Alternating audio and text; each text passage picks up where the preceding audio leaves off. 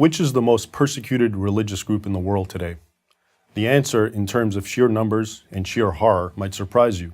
It's Christians, specifically Christians living in Muslim-majority countries, countries where Christians often preceded Muslims by centuries. I'm not talking about war on Christmas type harassment. I'm talking about know your place or we're going to kill you persecution. Astonishingly, the Western mainstream media barely acknowledge what is happening. Let's look closer at this issue. It tells us a lot about the world we're living in. 100 years ago, 20% of North Africa and the Middle East, the birthplace of Christianity, was Christian. Today, Christians make up 4% of the population. Much of that decline has occurred in the last decade. In essence, Muslims are rendering North Africa and the Middle East free of Christians. Take Egypt, for example, my ancestral homeland. In just the past 2 years, tens of thousands of Christian Copts have left Egypt. And many others want to leave, but they simply cannot afford to. Why they want to leave is no mystery. On New Year's Day, 2011, the Two Saints Church in Alexandria was bombed, leaving 23 Copts dead and 97 injured.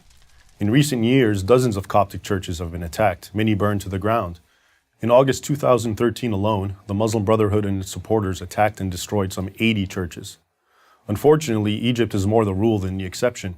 Hundreds of Nigerian churches have been destroyed in recent years, with especially deadly attacks reserved for Christmas and Easter church services, leaving dozens dead or mutilated. Churches have been bombed or burned in Iraq, Syria, and just about every place in the Middle East where churches still exist, except Israel. Christian businesses have been torched, Christian girls have been kidnapped, sold as child brides or slaves, and had acid thrown in their faces for not being veiled. Anyone born a Muslim who converts to Christianity faces jail and possibly execution.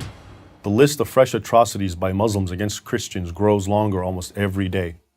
Even in Muslim countries often portrayed as moderate, Morocco, Indonesia, Malaysia, Kazakhstan, Uzbekistan, Christian minorities are under legal pressure not to build churches or evangelize. The Christians in these Muslim countries are often identical to their co-citizens in race, ethnicity, national identity, culture, and language. There is no political dispute between the Christians and Muslims, no land dispute.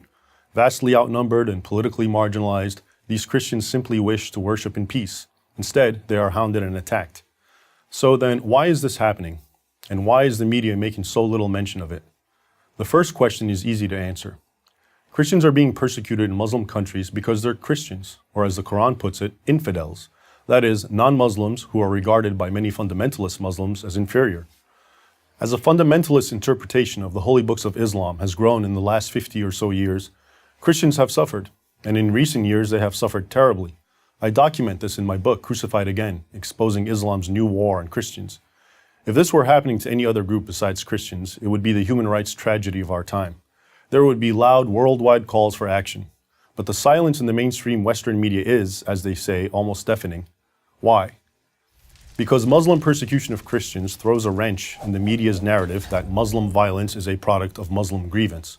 That grievance is, first and foremost, portrayed as the sin of European colonialism and alleged American imperialism.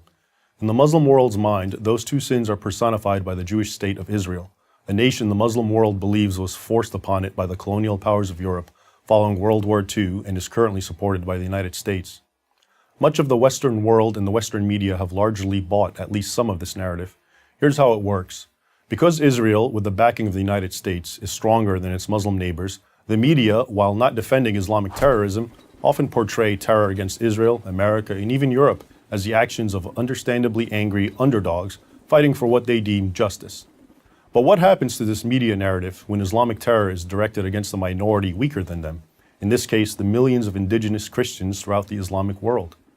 The answer is that, rather than abandon this narrative, the media just don't report Muslim persecution of Christians, except for the most sensational cases. That's why you probably don't know that there are barely any Christians living in Algeria, Tunisia, and Libya, nations where Christianity once thrived, or that this is happening in Egypt, Iraq, Iran, and even Lebanon.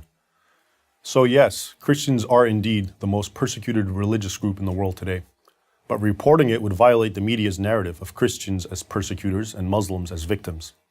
I'm Raymond Ibrahim, author of the Al-Qaeda Reader for Prager University. Join Prager University, subscribe to our YouTube channel, and sign up for free at prageru.com.